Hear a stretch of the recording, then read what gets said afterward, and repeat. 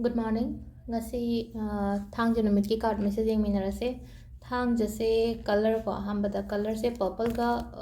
black ka yare ko hadi meke machu ga amubaga ma lere number dana 93 akogi thang numit ki number se 93 ahambada card ki message yengminarase aduga timing ga hajira ge ko ado ngarang se call diam la e ado attend to baje khatang ngamdre haraga di mathang sum lakna bodo adu duna hadi receive ti loin tawe be se ko receive loin tawraga so call से 56 57 अदुमाइन receive तवे अदु तहौदब ngai ai khara madi hallaga tawre ko adu aina ngasi se ko hadi ngasi so dum khara dum tawbiro ko hadi adu phone se phangdre na khalla se ba phangda ba har gadi waiting da gumba mathang lei ba adu ta gadi message ama khatang thada bira mo dum hadi ai darkar ori ba poto kaino ha ba do tangai phadana phangdra gadi ai attend tawge na numini ni se aina irai ga thang jaga se numini ni se aina keno tawge na khallaga lei bane na ko adu aina paira gadi paira ko hadi taklangna sanna dana na tragadi hadi mathang waiting lei gragadi hadi keno nanjana gi ba adu na khangda ba yawe ba aduna number aina ngarang number pi gi bado aduda adum keno tawbiro ko do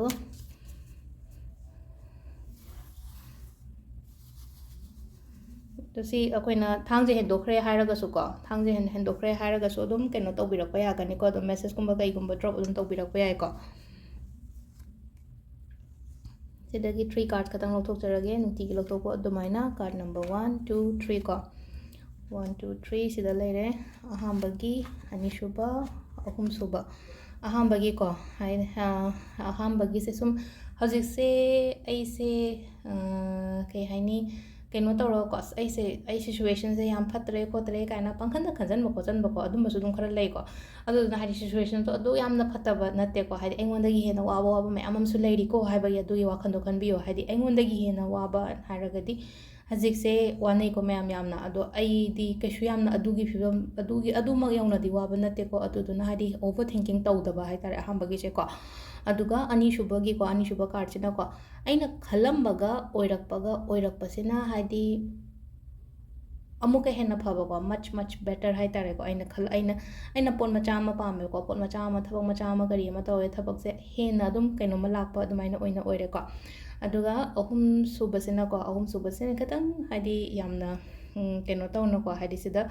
लाइसे हादि abundance prosperity सुकुंबा मयाम से हादि gain OYO हाबनेबा चंगकपा तोंखलकपा खोकलकपा अदुमाइना को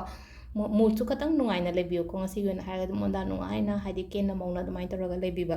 अदो timing से को अयु की पुंग 3 minute 3 तगिना 9 minute 3 फाउम लेरे अदे 13 minute 3 तगिना पुंग 3 minute 3 फाउम लेरे तगी 4 minute 3 तगिना 3 minute 3 फाउम लेरे तगी 3 मिनिट 3 तगिना पुंग 12 मिनिट 3 फाउबसे अहिंगिनी को अदुगो नोंगालमदाइगिना 4 मिनिट 3 तगिना 5 मिनिट 9 फाउबम लेरे को सिसिना कोगी ngasi gi oina अफब टाइमिंग को अदो अमुक मखा ताव अदुग अमना थांगजो ओइबनेना को क्लेंजिंग करी क्रासे यारिंगे तौबियो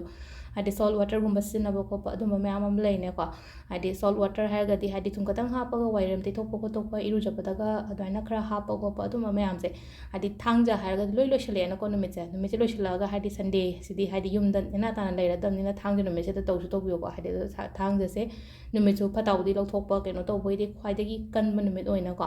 अदुना हादि समना हायबदा अखोइना सुम लेना को हादि अखोइना हायबगा